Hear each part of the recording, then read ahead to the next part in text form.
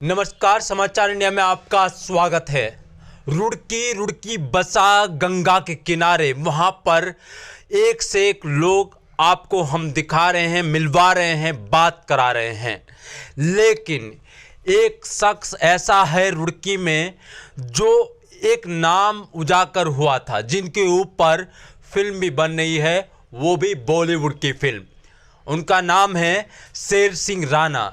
जब अखबारों की हेडलाइंस में रहने वाले सन 2001 में उनका नाम उजागर हुआ, जब फूलन देवी हत्याकांड का मामला सामने आया, उनके ऊपर केस लगाया गया। लेकिन इसके अलावा हम बात करते हैं, बहुत सारी चीज़ें उनके साथ हुई और एक एक मुद्दे पर हम बात करेंगे। उन्होंने पृथ्वीराज चौहान के बारे में जो कहानी जोड़ी गई उसके बारे में भी हम बात करेंगे।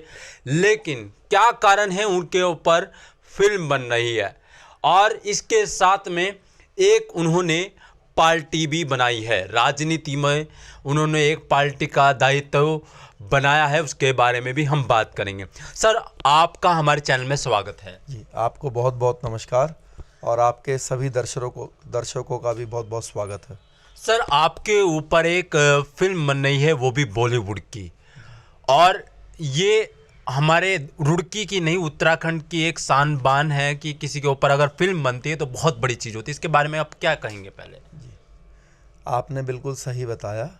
एक बायोपिक मेरे लाइफ के ऊपर, जिसका फिल्म का नाम शेर सिंह राणा ही रहेगा, वो अभी निर्माणाधीन है। बॉलीवुड की फिल्म है, करीब 100 करोड़ रुपए का उसका बजट है फिल्म का। उसमें जो डायरेक्टर हैं वो अभी श्री नारायण सिंह जी हैं, जिन्होंने टॉयलेट एक प्रेम कथा व कई अन्य फिल्में बनाई हैं। अभी स्क्रिप्ट राइटिंग पर काम चल रहा है, अभी उसकी कहानी लिखी जा रही है। मैंने एक किताब लिखी थी जब मैं जेल में था, जेल डायरी तिहाड़ से काबुल कंधार तक, जो कि बेस्ट सेलर बुक है, और उसको हार्पर कॉलिन्स और इंडिया टुडे ने मिलके पब्लिश किया था 2012 में। उसी बुक पर ही, जो कि मेरी बायोग्राफी भी है, उसी बुक पर ही वो फिल्म बन रही है, अभी निर्माणाधीन है। और मुझे विश्वास है कि सन 2020 के अंत में या फिर 2021 में वो फिल्म 100% आ जाएगी। अच्छा सर, हम थोड़ी शुरुआत से लेते हैं। एक कांड हुआ 2001 में फूलन देवी का, तो क्या दिमाग में आया आपको कि ये करना चाहिए? क्या दिमाग में था आपके? देखिए, सन 2001 में, जैसा कि आपको पता है, मेरी स्कूलिंग रुड़की में हुई, सेंट गैब्रियल्स एकेडमी में। जी सर। उसके बाद देहरादून मैं ग्रेजुएशन के लिए गया, और वहाँ पर पढ़ाई के दौरान ही, तब काफ़ी कम एज मेरी थी, मेरा नाम फूलन देवी की हत्या में आया सन 2001 में। और उसके बाद मुझे तिहाड़ जेल में रखा गया। वो किया था नहीं किया था, उस बात का जो जवाब है वो मेरा देने का कोई हक नहीं है, मेरी हैसियत नहीं है। उसका जवाब सिर्फ जो हमारी ऑनरेबल कोर्ट है वही देंगी। बाकी केस मुझ पर लगा था, इसमें तो कोई संदेह नहीं है। 12 लोगों के ऊपर केस लगा था, जिसमें कि सेशन कोर्ट से 11 लोगों को एक्यूटल किया, बरी किया, और मुझे अकेले को जो है उसमें नीचे से सेशन कोर्ट ने सज़ा दे दी थी। और फिर हाई कोर्ट में हमने अपनी अपील की हुई है। ऑनरेबल हाई कोर्ट, मुझे विश्वास है, हमें न्याय देगा और मुझे भी बरी करेगा, क्योंकि सभी जो गवाह हैं उन्होंने साफ साफ कहा है कि शेर सिंह राणा ने कोई हत्या नहीं की है। यहाँ तक कि जो फूलन देवी की जो सगी बहन है मुन्नी देवी जी, जो हमारी आई विटनेस थी केस की, और उन्होंने भी कई टीवी चैनलों में भी प्लस कोर्ट के अंदर भी अपने बयान में बताया है कि शेर सिंह राणा का कोई हाथ नहीं है उस केस के अंदर। अच्छा, आप जेल में रहे काफ़ी समय तक, लेकिन एक बीच में बहुत बड़ी खबर आई, आप जेल से भाग गए। आप कहाँ गए थे जेल से भागकर? जी, देखिए, जब मैं 2001 में मुझे तिहाड़ जेल में भेजा गया फूलन देवी के आरोप में, तो जेल में रहने के दौरान मुझे ये मालूम पड़ा कि जो हमारे आखिरी भारतीय सम्राट पृथ्वीराज चौहान हैं, जिनको 11वीं सदी के आखिरी में जो है मोहम्मद गौरी जो अफ़गानिस्तान का सुल्तान था, जिसको 17 बार जो है पृथ्वीराज जी ने युद्ध में हराया और माफ़ कर दिया था, और 18वीं बार जब वो जीत गया धोखे से, तो उसको बंदी बनाकर पृथ्वीराज जी को जो है अफ़गानिस्तान ले गए, जहाँ पर सबको मालूम है कि शब्द वेदी बाण से कैसे पृथ्वीराज जी ने मोहम्मद गौरी को मार दिया था अफ़गानिस्तान के अंदर ही। तो ऐसा सुनने में आया तब 2001 के बाद में टीवी और उसमें कि उनकी समाधि के साथ जो है जूते चप्पल मारकर उसका अपमान किया जाता है।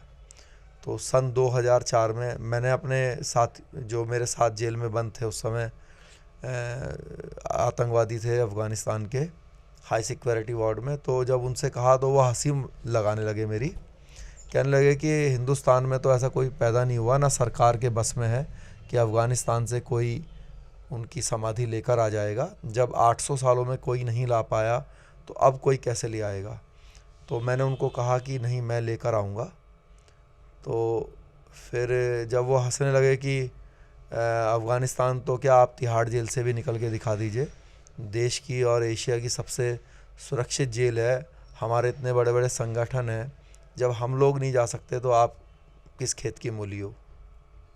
उनके इस जो मजाक उड़ाया उन्होंने हमारे देश का और मेरा, उसको हमने चैलेंज के रूप में लिया, और सन 2004 में तिहाड़ जेल से एस्केप हुआ मैं, और जो आज तक की पूरे देश की सबसे बड़ी फरारी मानी जाती है।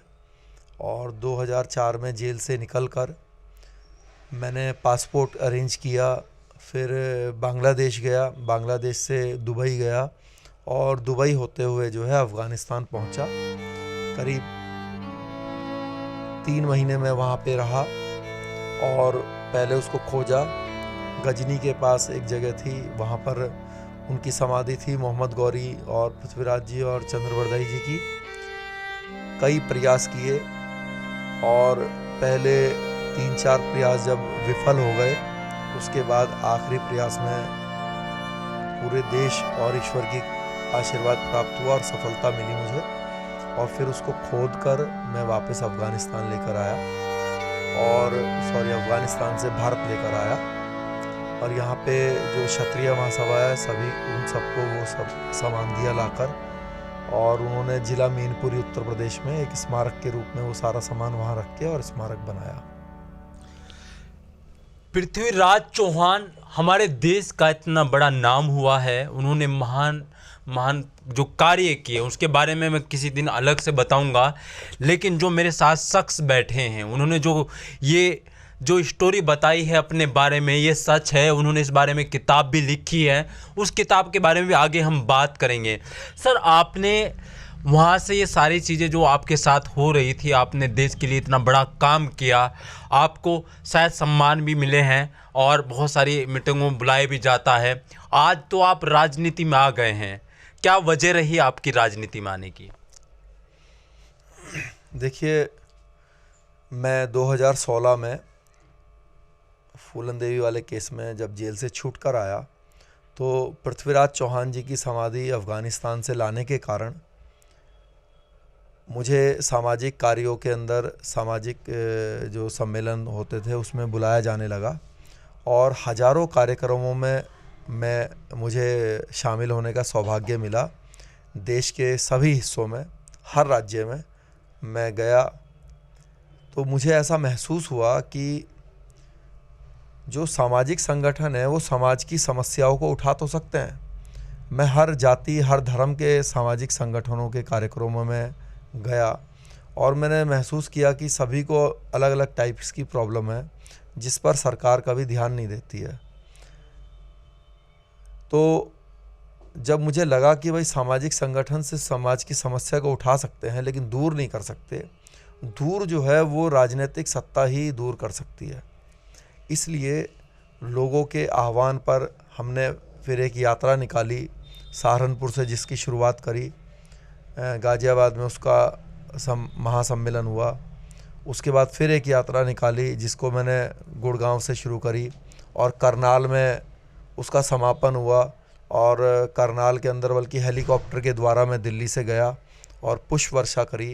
अपने लाखों जो हमारे समर्थक थे, भाई थे, बुजुर्ग थे, माँ बहन थी, लोगों ने आह्वान किया कि अब हमें एक राजनीतिक दल बनाना चाहिए आपके नेतृत्व में। तो हमने राष्ट्रवादी जनलोक पार्टी के नाम से एक राजनीतिक पार्टी का गठन किया और मात्र 3 से 4 महीना, 4-5 महीने हुए इस पार्टी को बनाए हुए। हमने हरियाणा का ये जो विधानसभा चुनाव अभी गया है, इसमें विधानसभा चुनाव लड़वाया पार्टी को, और पहली बारी में हम भले ही जीत दर्ज नहीं कर पाए, लेकिन हमारे कारण जो भाजपा 70 और 75 की बात करती थी, उसको हमने 40 पर ही रोक दिया। और आपको बता दूं, हम जिस भी जगह पर हमने चुनाव लड़ा, चाहे बहुजन समाज पार्टी हो, चाहे अपना ये आम आदमी पार्टी हो, और चाहे इनेलो हो चौटाला जी की, इन तीनों को जितने वोट्स मिले, इन तीनों के मिलाकर इससे 3 गुना ज़्यादा वोट हमारी पार्टी को मिले पहली ही बारी में। और आपको बता दूं, क्योंकि हमारे जो अधिकतर कैंडिडेट्स थे, मतलब हम 7 सीटों पर लड़े थे, जिसमें 3 जो है रिज़र्व सीट थी। तो उसमें हमारे भवानी खेड़ा हल्का पड़ता है, वहाँ से विकास वाल्मीकि कैंडिडेट थे। करनाल ज़िले में जो है नीलोखेड़ी विधानसभा पड़ती है, उसमें हमारी अरुणा देवी थी, जो कि वाल्मीकि समाज से हैं वो भी, और उनके जो ससुर हैं वो कश्यप समाज से हैं, निषाद समाज से। तो हमने जो है 10-10 हज़ार से ऊपर इनमें लगभग वोट प्राप्त करी, जबकि बहुजन समाज पार्टी को, आपकी आम आदमी पार्टी को, इनेलो को अगर सबके वोट मिला लेंगे तो 4-5 हज़ार तक ही होती है। तो पहली दफ़े में, और अगर हमारे वोट आप बीजेपी के वोट में मिला देते हैं तो बीजेपी वाला कैंडिडेट जीत जाता है। तो बीजेपी के जो मतलब हार हुई है, इसके पीछे आरजेपी, राष्ट्रवादी जनलोक पार्टी का बहुत बड़ा रोल है। और मुझे विश्वास है कि अब जब भी चुनाव होंगे हरियाणा में, या देश के उत्तर प्रदेश में, या फिर जो है आपका दिल्ली के अंदर, तो कोई भी पार्टी जो है वो आरजेपी को इग्नोर नहीं कर सकती है। बिना आरजेपी के सहयोग से कोई आगे नहीं बढ़ेगा, ऐसा मेरा विश्वास है आने वाले समय में। शेर सिंह राणा, जो नाम आपने सुना था, मेरे साथ बैठे हैं, बात कर रहे हैं, उन्होंने एक पार्टी बनाई आरजेपी। क्या आरजेपी जो और राज्य जहां पर चुनाव होने जा रहे हैं वहां पर भी अपना कैंडिडेट उतारने वाले हैं? जैसे उत्तराखंड, उत्तर प्रदेश में भी चुनाव आएंगे। उत्तर प्रदेश विधानसभा चुनाव और उत्तराखंड की भी कुछ सीटों पर, वो 2 या 4 या 5 जितनी भी हो सकती हैं, 100% जो है राष्ट्रवादी जनलोक पार्टी चुनाव लड़ेगी और शामिल रहेगी। और आप देखिएगा कि विधानसभा में अपनी दस्तक भी देगी। अच्छा, अगर हम बात करें सर, अगर गठबंधन की बात करें, क्योंकि बड़ी बड़ी पार्टी गठबंधन करती है, चाहे बहुजन समाज पार्टी की बात करें या फिर भारतीय जनता पार्टी की बात करें, कांग्रेस की बात करें, अगर आपकी पार्टी को ऑफर मिलता है गठबंधन करने के लिए कहीं किसी भी राज्य में, क्या आप करेंगे उसके लिए? देखिए, इस बार हरियाणा के चुनाव में भी गठबंधन को लेकर हमारी भाजपा से, कांग्रेस से, जेजेपी से और बहुजन समाज पार्टी से, 4 पार्टियों से बात हुई थी। मेरी खुद बात हुई थी और लगभग सर्वोच्च लेवल पर बात हुई थी। और क्योंकि सभी ने अलग अलग हमें ऑफ़र्स दिए थे, तो वो अलग अलग टाइप के ऑफ़र थे और किन्हीं कारणों से वो ऑफ़र तब स्वीकार नहीं किए जा सकते थे एज ए आरजेपी। क्योंकि जैसे बीजेपी ने ये बात रखी थी कि भाई हमारे चुनाव चिन्ह पर चुनाव लड़ना पड़ेगा आरजेपी को, मतलब 2 से 3 सीटों पर। कांग्रेस ने ये कहा था कि भाई सिर्फ इस बार हम अकेले ही चुनाव में लड़ेंगे, हरियाणा किसी के साथ गठबंधन नहीं करेंगे, गठबंधन करेंगे ही नहीं। बहुजन समाज पार्टी और जेजेपी का पहले गठबंधन था, तो वो लोग हमें 10 सीटें देने की बात हुई थी, लेकिन बाद में उनका खुद का गठबंधन टूट गया। तो दुष्यंत जी से मेरी बात हुई थी और दुष्यंत जी ने काफ़ी पॉजिटिव बात हुई थी और सीट भी लगभग तय हो गई थी, लेकिन एक सीट को लेकर पेच फंसा था। वहाँ पर हमारे भी कैंडिडेट पहले से ही डिक्लेयर थे, उनके भी डिक्लेयर थे, तो उसको हटाने की बात थी, तो हम नहीं हटा पाए दोनों ही किन्हीं कारणों से, तो वहाँ पर भी बात नहीं बनी। और बहुजन समाज पार्टी के पास फिर कुछ बचा नहीं था वहाँ से जेजेपी से हटने के बाद, इसलिए वहाँ पर हमने इंटरेस्ट नहीं दिखाया था फिर। हाँ, फिर हमारा राजकुमार सैनी जी की एलएसपी लोकतंत्र सुरक्षा पार्टी के नाम से उन्होंने बनाई हुई है। राजकुमार सैनी जी पूर्व सांसद हैं भाजपा के जी, कुरुक्षेत्र से। तो उनकी एलएसपी नाम की पार्टी थी, तो वो काफ़ी दिनों से हमें जोर डाल मतलब बातचीत के लिए बुला रहे थे। तो फिर हमारी जो है उनसे बातचीत हुई, और एलएसपी और हमारा प्लस उसमें सुभाष चंद्र बोस की जो पोत्री हैं ग्रैंड डॉटर, तो उन्होंने भी एक पार्टी बनाई हुई है, और उन्होंने हम मतलब इन तीनों ने मिलकर चुनाव लड़ा था। अच्छा, जो आपकी पार्टी जिस प्रकार से काम कर रही है और दायरा बढ़ा रही है, ज़्यादातर आपकी पार्टी ने उन लोगों को मौका दिया है जिन लोगों को मौका नहीं भी मिलता है, और उनको वोट भी अच्छा खासा मिला है। लेकिन इस दायरे में अगर हम बात करें, भारतीय जनता पार्टी एक अच्छा खासा वर्चस्व है। अगर आपको ऑफर दिया जाए कि भाई भारतीय जनता, आप अपनी पार्टी को साइड में रखकर भारतीय जनता पार्टी में शामिल होंगे, तो ऐसा मौका आप मतलब छोड़ देंगे? देखिए, ये जिस मौके की आप बात कर रहे हैं, ये मौके क्या, ये ऑफ़र तो मुझे बहुत पहले से होती आई है कि आप बीजेपी में शामिल हो जाइए या कांग्रेस में हो जाइए या किसी पार्टी में शामिल हो जाइए, ये पद ले लीजिए या ये 1 सीट ले लीजिए या 2 सीट ले लीजिए। लेकिन उसके लिए कभी भी मेरी हामी नहीं हुई आज तक, और मुझे नहीं लगता कि आगे भी ऐसे कोई चांस बनेंगे। बाकी भविष्य में क्या लिखा है इसका तो मुझे कुछ नहीं मालूम।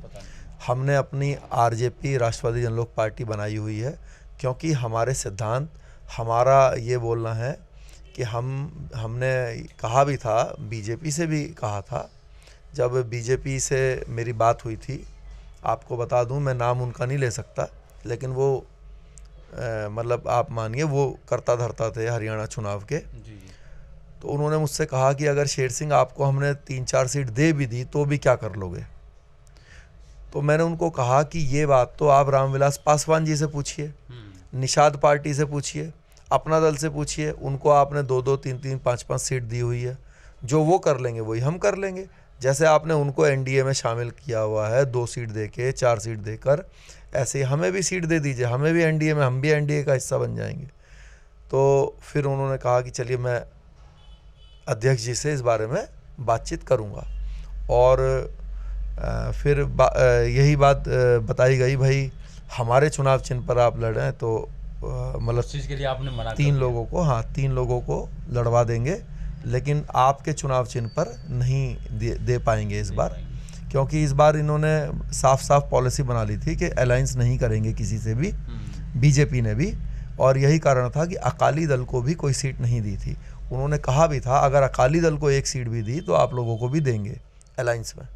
लेकिन जैसा कि मैंने बताया, किसी के साथ भी गठबंधन की बात नहीं थी, क्योंकि उनको बहुत ज़्यादा, खट्टर साहब को इस बात का घमंड हो रहा था कि वो 70-75 जीतेंगे, लेकिन हम क्योंकि ग्राउंड में वर्क करने वाले आदमी हैं, हमें पता था कि इनकी क्या स्थिति रहेगी। और आज आपको बता दूं, मैं हरियाणा में जब भी चुनाव होगा आप देख लीजिएगा 25-30 सीट से ऊपर नहीं जा पाएगी बीजेपी।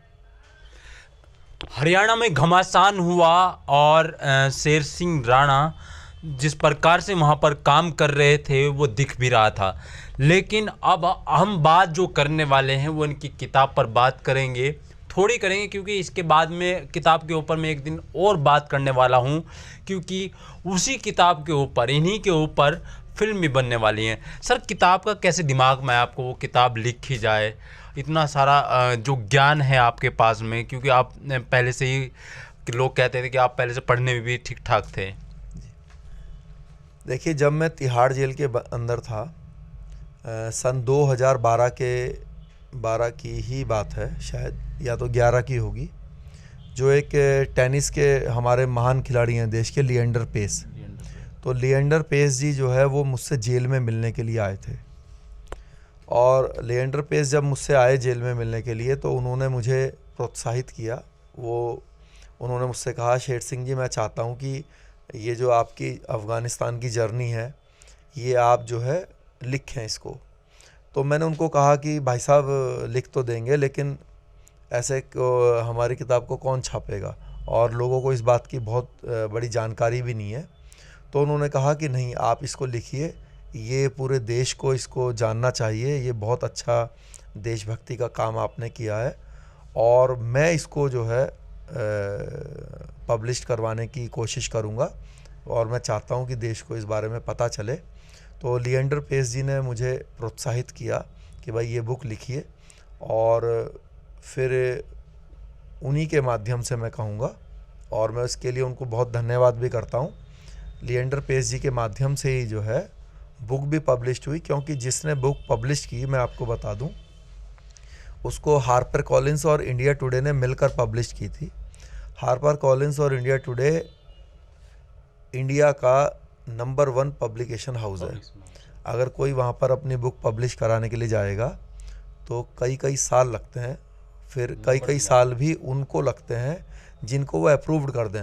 अदरवाइज़ तो 1000 में से 990 लोगों को तो डिनाई कर देंगे, मना कर देंगे, बट जिनको अप्रूव्ड करेंगे तो उनको भी कई साल लगते हैं। मैं आपको बता दूं, जिस समय मेरी ये बुक पब्लिश हुई थी उस समय ही जो है जो श्री रविशंकर जी हैं, आपके बाबा रामदेव जी हैं, जो बैडमिंटन की खिलाड़ी हैं, क्या नाम है उनका, ये साइना नेहवाल, इन सब की बुक भी लाइन में थी पब्लिकेशन के लिए और मेरी भी उसी दौरान ही, मतलब सबके साथ में ही तुरंत प्रिंट हुई थी बुक। और मैं आपको एक बात, आपके माध्यम से एक बात और बता देता हूँ। मैं अभी 4 दिन पहले मुंबई में ही था, तो एक गीता कश्यप नाम की हमारी मैडम है एक, जिन्होंने मुझे अप्रोच किया था, कर्नाटका की हैं।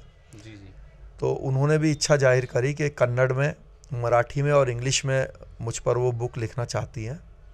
अभी वो मुझसे मिली भी थी जब मैं मुंबई गया और वो एक बुक लिख रही हैं अभी कन्नड़ में, और आप अभी कमिंग टाइम में आपको कन्नड़ में, मराठी में और इंग्लिश में भी तीनों भाषाओं में मिल जाएगी। तीनों भाषा में नए उसमें रूप में बुक लिखने को। अच्छा, ऑनलाइन मिल सकते हैं अगर कोई खरीदना चाहे इस चीज़ को?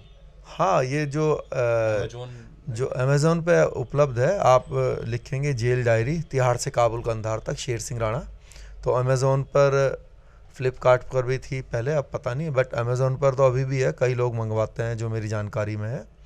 तो बुक उपलब्ध है वो, और अब जल्दी आप नए उसमें रूप में, क्योंकि पहले जो वो लेखिका हैं वो बहुत बड़ी, उन्होंने करीब 500 से ज़्यादा बुक्स जो है वो लिखी हैं या उसका वो किया है, एडिटिंग की है। तो वो कहने लगी कि इस बुक को ही मैं इंग्लिश में ट्रांसलेट करती हूँ, मराठी में और कन्नड़ में। लेकिन फिर बाद में मिलकर उनका खुद का विचार बदल गया। उन्होंने कहा कि 2012 से और अब तक काफ़ी सारी चीज़ें आपके लाइफ में, काफ़ी बदलाव और काफ़ी अच्छी चीज़ें और आ चुकी हैं, तो वो भी लोगों को जानकारी होनी चाहिए। तो मैंने कहा कि आप जैसा चाहें, तो वो अब नए रूप में लिखेंगी। अच्छा, लास्ट सवाल मेरा ये है आपसे कि आप जो रुड़की वासी हो या उत्तराखंड वासी हो या फिर देशवासी कोई भी हो, अगर हम कोई संदेश देना चाहे आपकी तरफ से, आप क्या संदेश देंगे इस देश को? देखिए, मेरा अगर आप ये संदेश क्या है कि हर वर्ग के लिए अलग अलग संदेश होता है। As a Indian, as a भारतीय, संदेश ये है कि हमें अपने देश पर गर्व करना चाहिए और सदा ऐसे कार्य भी करने चाहिए जो देश भी हम पर गर्व करे। हम देश के लिए, हमें एसेट बने, हम देश के लिए बोझ ना बने। अगर एज ए भारतीय तो ये बात है। अगर आप देश के युवाओं की बात करते हैं तो मैं युवाओं से यही कहूँगा कि वो ऐसी राजनीतिक पार्टी का चुनाव करें जो उनको रोज़गार उपलब्ध करवाए, क्योंकि देश में जो वोट लेने का तरीका है वो जो मुख्य समस्या है उसको दूर करने के लिए वोट नहीं मांगी जाती। यहाँ पर वोट मांगी जाती हैं लोगों को बहका के, उनको बेवकूफ़ बना के, या उनके लोगों के जो जज्बात हैं उससे खेल कर। जैसे कि अगर मान लीजिए आप टीवी चैनल, न्यूज़ चैनल जो है खोलिए, उसमें कहीं पर मान लीजिए 1000 लोग जो है प्रोटेस्ट कर रहे हों कि भाई हम बेरोज़गार हैं या हमारी नौकरी छीन ली गई, तो न्यूज़ चैनल वाले भी, क्योंकि आधे से ज़्यादा आजकल बिकाऊ हैं, तो वो जो है न्यूज़ दिखा रहा होगा कि पाकिस्तान के साथ इंडिया ने ऐसे ऐसे कर दिया। ठीक है, अरे भाई डेली आप जो है पाकिस्तान के साथ ऐसे कर दिया वैसे कर दिया, सालों से सिर्फ लोगों को इसी बात पर बेवकूफ़ बना रहे हैं और ऐसे ही बनाने की कोशिश भी करते रहेंगे। पाकिस्तान से जो कर दिया या जो हो गया वो तो चलता ही रहेगा। आप जो लोगों की जो यहाँ की निजी प्रॉब्लम्स हैं, जो डे टू डे प्रॉब्लम्स हैं, जो कि बहुत इम्पॉर्टेंट है आदमी के लाइफ के अंदर, उनको भी दूर कीजिए ना। आप जब भी इलेक्शन आता है तो ऐसा माहौल क्रिएट करते हैं कि भाई देश जो है, अगर ये वाली सरकार नहीं बनेगी देश में पार्टी की तो देश बर्बाद हो जाएगा। ठीक है, जबकि ऐसा है नहीं, ना तो पहले बर्बाद हुआ ना तो कभी आगे बर्बाद होगा। देश हमेशा तरक्की और अच्छे ही चलता रहेगा, लेकिन जो अच्छे लोग हैं, जो उन लोगों को भी आगे आने का मौका मिलना चाहिए। हमारी जो माताएं बहनें हैं उनके लिए किस तरह से सुरक्षा प्रोवाइड की जा सकती है, और जैसे कि हमारी जो आरजेपी का हमने जो घोषणा पत्र था उसमें हमने कहा था कि जितनी भी हमारी जो माताएं बहनें हैं उन लोगों को जितने भी पब्लिक ट्रांसपोर्ट हैं पूरे इंडिया में वो फ्री ऑफ कॉस्ट होने चाहिए। सरकार के पास पैसे कमाने के कई माध्यम हैं। हमारी जो माताएं बहनें हैं कभी भी घर से बेवजह नहीं जाती हैं। अगर वो जब भी घर से बाहर निकलेंगी तो किसी ना किसी काम से ही निकलेंगी। तो मेरी नज़र में हर जितनी भी हमारी माँ बहन है उनको पूरे इंडिया में, चाहे वो बस की सर्विस हो चाहे ट्रेन की सर्विस हो, फ्री ऑफ कॉस्ट होनी चाहिए उन लोगों के लिए।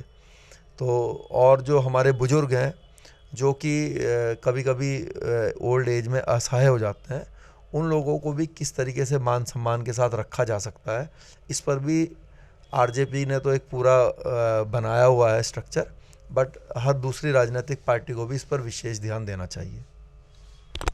आप चाहे देश की राजनीति की बात करें या राज्य सरकार की बात करें, भारतीय जनता पार्टी, कांग्रेस और अलग अलग दल से आए हुए लोग अलग अलग रूप से अपने विचार रखते हैं। शेर सिंह राणा जी मेरे साथ बैठे हैं और उन्होंने एक पार्टी बनाई, उनकी भी एक विचारधारा है और विचारधारा पे हम कभी आने वाले समय में बात करेंगे और उनकी किताब पर भी बात करेंगे और उनकी आने वाली फिल्म के भी बारे में बात करेंगे। आप देख रहे हैं समाचार इंडिया, खबर से लेकर